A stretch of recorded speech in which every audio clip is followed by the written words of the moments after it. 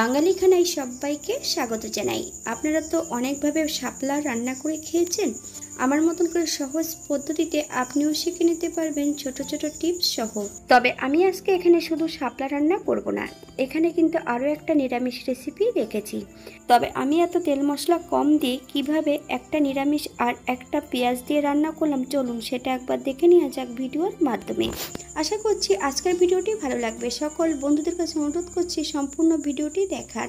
এতটাই সুস্বাদু হয়েছিল খেতে, আপনি একবার রান্না করলে বারবার রান্না করবেন।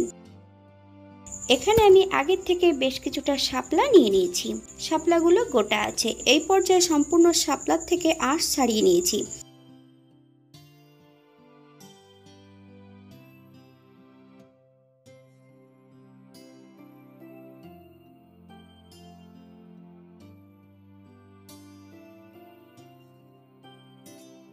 শাপলা ধোয়ার পদ্ধতি: একটু বড় বড় করে কেটে নিয়ে আঁশ ছাড়িয়ে বেশ ভালো করে শাপলাগুলোকে ধুয়ে নিতে হবে। এইবার নিজেদের ইচ্ছা মতন শাপলাগুলো টুকরো করে নিলেই হবে।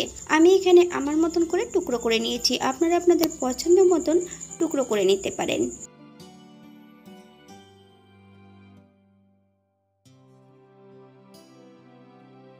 একটা কড়াইতে বেশ কিছুটা সাদা তেল অ্যাড করব। তেল গরম হওয়া পর্যন্ত অপেক্ষা করতে হবে।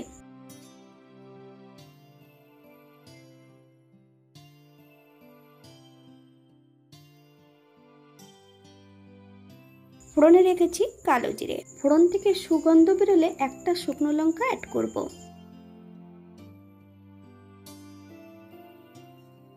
এখানে মিডিয়াম সাইজের একটা পেঁয়াজ বেশ সরু সরু করে কেটে নিয়ে অ্যাড করেছি।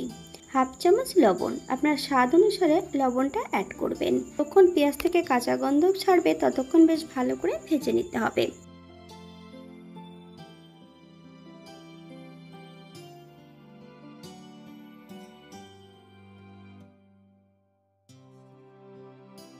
এই পর্যায়ে অ্যাড করব কেটে রাখা সম্পূর্ণ শাপলাগুলো।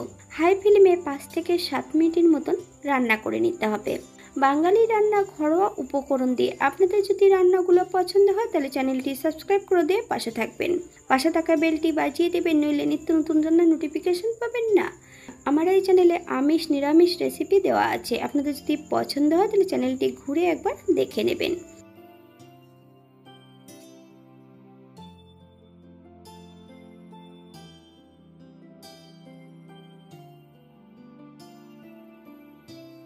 এই পর্যায়ে দুটো কাঁচা লঙ্কা ফালি দিয়ে অ্যাড করেছি।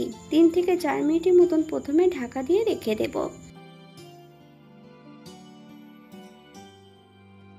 4 মিনিট পর এই পর্যায়ে একবার চেক করে নিতে হবে যে শাপলাগুলো সেদ্ধ হয়েছে কিনা।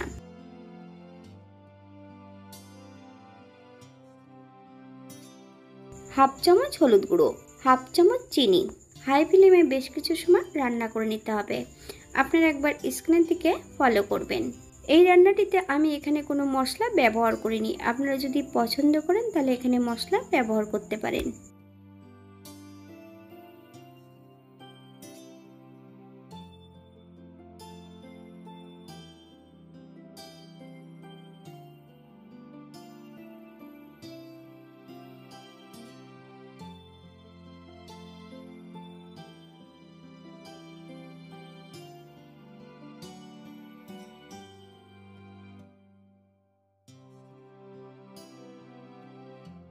নেড়ে চেড়ে জল শুকিয়ে নিতে হবে।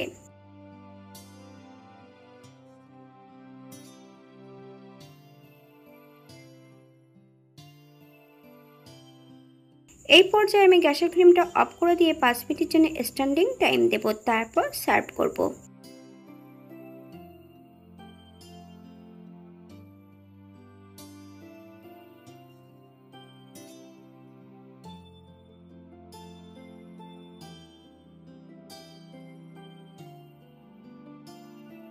এটা দেখতে যেমন ভারী সুন্দর হয়েছিল, এটা গরম ভাতে খেতে কিন্তু অসম্ভব ভালো হয়েছিল। আপনারা বাড়িতে একবার একই পদ্ধতিতে বানিয়ে নেবেন। এখানে আমি যে উপকরণগুলো অ্যাড করেছি আপনারা এগুলো কম বেশি করে নিতে পারেন।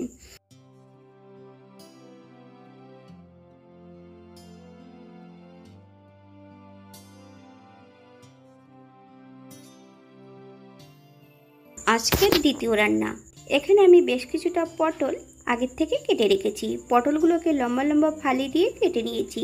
সামান্য একটু হলুদ গুঁড়ো দিয়ে বেশ পটলগুলোকে লাল লাল করে ভেজে নেব। তবে আপনারা আপনাদের পছন্দ মতন পটলগুলো ভেজে নিতে পারেন।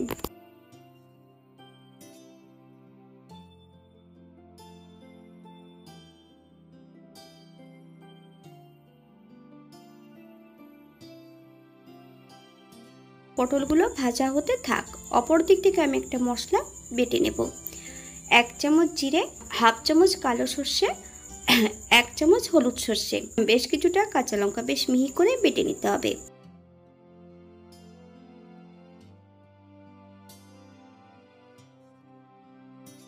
এখানে বেশ কিছুটা নারকেল আমি নিয়ে নিয়েছি। নারকেল থেকে বেশ ভালো করে জুসটা বের করে নেব।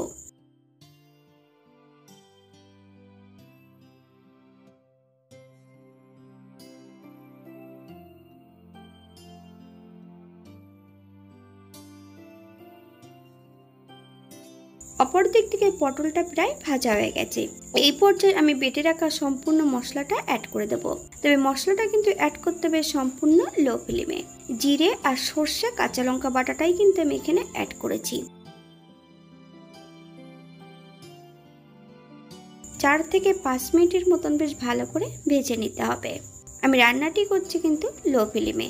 এই পর্যায়ে অ্যাড করব হাফ চামচ হলুদ গুঁড়ো, হাফ চামচ লবণ। আপনার স্বাদ অনুসারে লবণটা অ্যাড করবেন। মশলা ধোয়া বাটি থেকে বেশ কিছুটা জল অ্যাড করব, অথবা আপনাদের যতটা গ্রেভির প্রয়োজন আপনারা ততটা জল অ্যাড করতে পারেন। আমি কিন্তু এরপর কিন্তু নারকেলের দুধটাও অ্যাড করব। প্রথমে আমি 3 থেকে 4 মিনিটের মতন রান্না করে নেব মিডিয়াম আঁচে।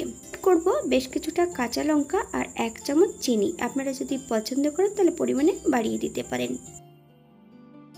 হাফ বাটি নারকেলের দুধ। এখানে কিন্তু আমি ছোট বাটিটা ব্যবহার করেছি। আপনারা এর থেকে কম বেশি করে নিতে পারেন। তবে নারকেলের দুধটা যখনই অ্যাড করবেন গ্যাসের ফ্লেমটা কিন্তু লোতে রাখতে হবে। 2 থেকে 3 মিনিটের মতন রান্না করে নিলেই হবে। এই পর্যায়ে অ্যাড করব 1 চামচ কাঁচা সর্ষের তেল। আপনারা যদি পছন্দ করেন তাহলে পরিমাণে বাড়িয়ে দিতে পারেন।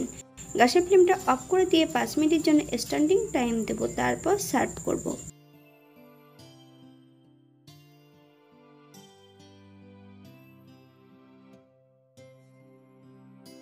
এটা দেখতে যেমন ভারী সুন্দর হয়েছে, এটা গরম ভাতে খেতে কিন্তু অসম্ভব ভালো হয়েছিল।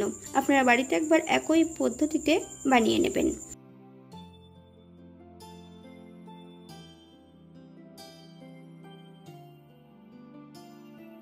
আজকের ভিডিওটি এই পর্যন্ত। সবাই সুস্থ থাকবেন, ভালো থাকবেন। অন্যদিন নতুন রেসিপি নিয়ে আপনাদের সামনে আবার আমি হাজির হব। নতুন ও পুরনো সকল বন্ধুদের অসংখ্য ধন্যবাদ ভিডিওটি দেখার জন্য। হাতে যদি সময় থাকে তাহলে একটা লাইক, কমেন্ট, শেয়ার করবেন।